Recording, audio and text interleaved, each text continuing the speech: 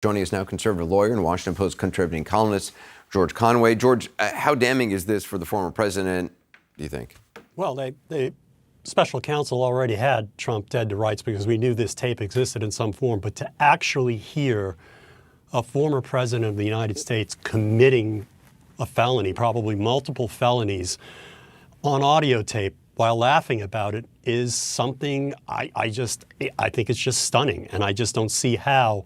I mean, I can understand exactly why Trump's legal advisors think that this really changes the complexion of the case, because I just don't see how a jury is going to, I don't know how you can explain that in front of a jury. I mean, he's waving around a document, he's saying it's confidential.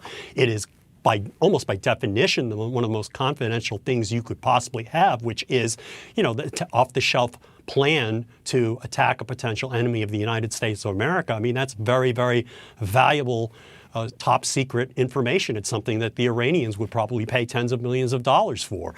It's something that they, that if it ever got into the wrong hands, it would lead to the deaths of American servicemen if the Iranians were able to prepare for an attack and they knew what the attack was going to be, if they knew what the options laid out in this Pentagon document were. It is just, and how the fact that he is just so absolutely cavalier is, I mean, it's just sociopathic. I mean, this man has no respect for rules, no respect for the lives of other human beings, no respect for the country, no respect for the Constitution, no respect for his duties. He is a sociopathic criminal, and this is just another nail in the coffin it's just another thing that's going to put him away. Yeah, I just played the video of the former president last week to Bret Baier downplaying these documents, calling them articles and newspaper stories.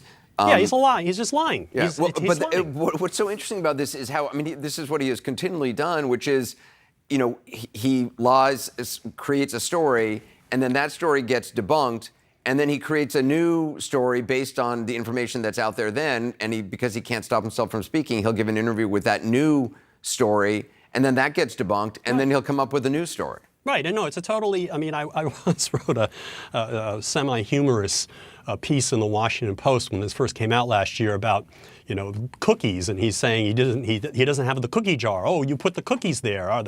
The jar is mine. The cookies are mine. And the story changes from moment to moment to moment. I mean, it's like the narcissist's prayer, which is, if I did it, I didn't do it. If I did it, you made me do it. It was okay anyway. I mean, the endless lying, and it's like an onion. You peel his lies, and you get more lies. How much of this undercuts the former president's legal argument that he could declassify anything whenever he wanted, which was the argument they were making early on, a lot of his supporters were making early on? He acknowledges he could have declassified it when he was president, but now no longer.